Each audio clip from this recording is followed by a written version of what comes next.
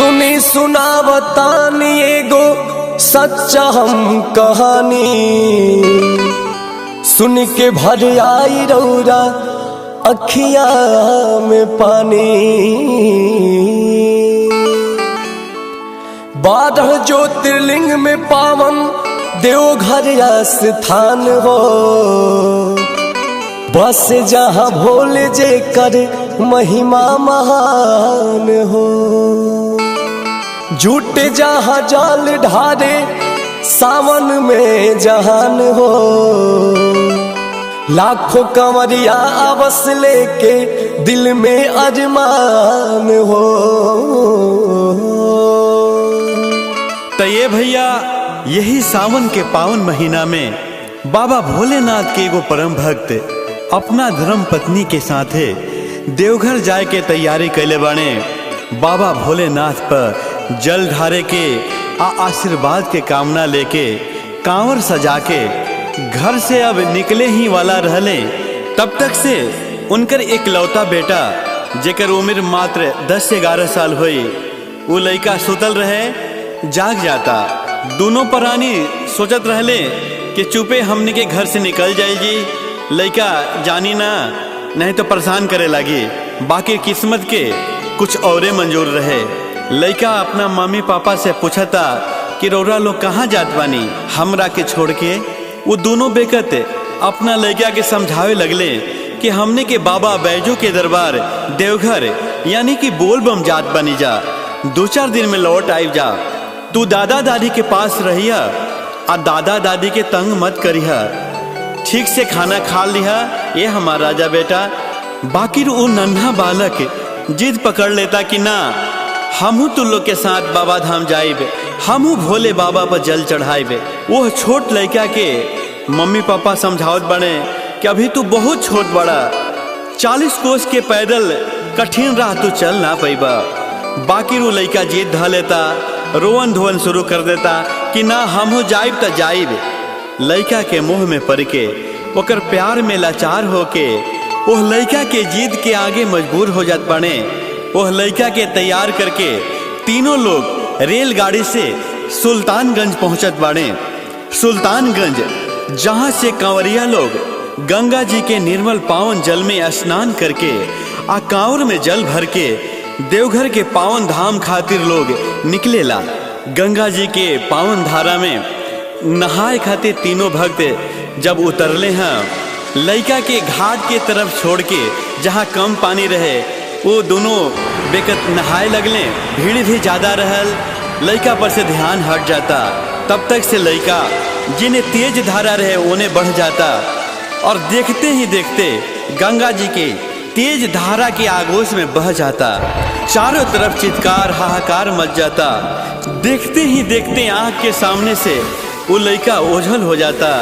पानी के तेज बहाव के चलते सबकर हिम्मत जवाब दे जाता, केहू बचावे के कोशिश नहीं करत। दोनों प्राणी के रो रो के पागल जैसन हाल भइल बा।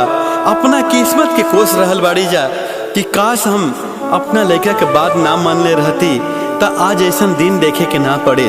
थाक हार के रोवत धोवत पास के ही भोले बाबा के मंदिर में फरियाद लेके जात बाड़े लोग। आगे कहानी में का भइल वो लड़का मिलल कि ना, आई यह कव्वाली में भाई अंकुश राजा की आवाज में सुनल जाओ।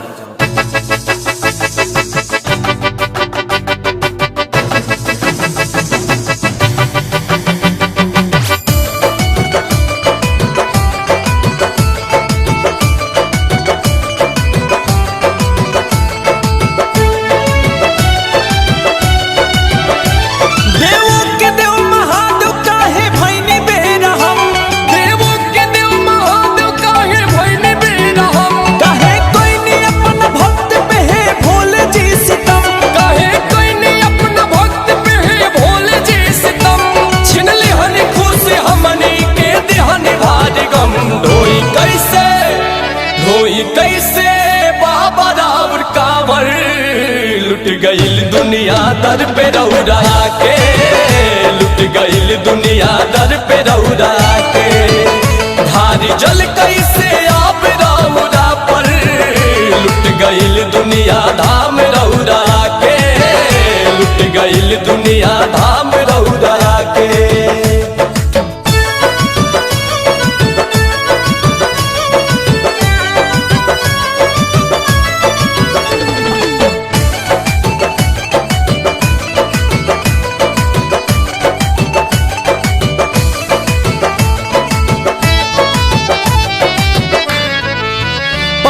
के मूरत लागे पत्थरे हो गईनी जी, अतना निर्दयी कठोर काहे भईनी जी। अस लगा के हमनी धाम रौरायनी जी, लाल के छीन लिहनी काहे ना बचैनी जी। कहीं को बेटा रहे कैसे अब रहब जा, कौन मुँह लेके जाइब घरे का कहब जा। सतन खेरौरा में भरोसा कैसे करब जा, लाल के लौटा देना तदर पे रौरा मरब जा। दोनों भक्त भोले बाबा से गुहार कर रहल बड़े कि बाबा हमने के भक्ति में का कमी रह गई रहे। चौकठ पे सर पटक पटक के तोड़ दे हबदम, चौकठ पे सर पटक पटक के तोड़ दे हबदम। कारी है भोलेनाथ अपना भक्त पे रहम, हमने के जान जाए कहीं खाई के कसम। धोई कैसे प्रभु जी राउर कांवर, लुट गईल दुनिया दर पे रौरा के, लुट गईल दुनिया दर पे रौरा के। भारी जल कैसे आप रौरा पर, लुट गईल दुनिया धाम रौरा के, लुट गईल दुनिया धाम रौरा के।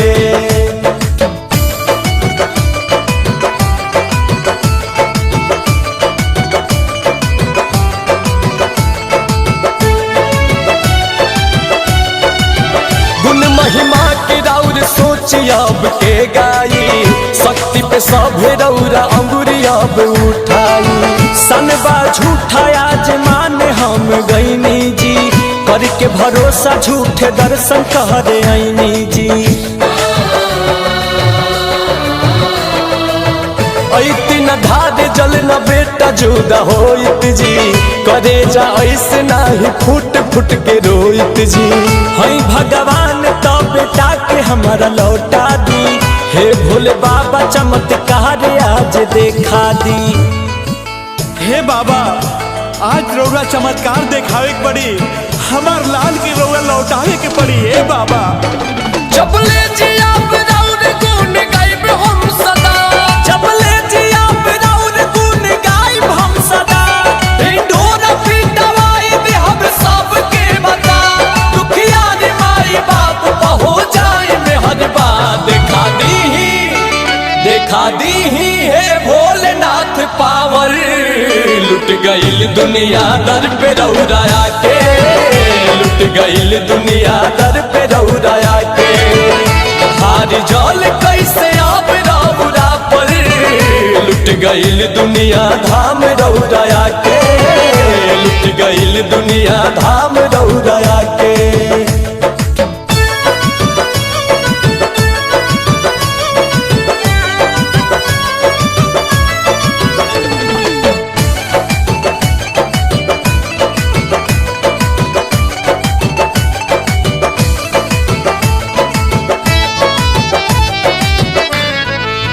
जो न लौटा सकब लाल के है शिवदानी, दोनों पारान के भी छीन लिया जे जिंदगानी।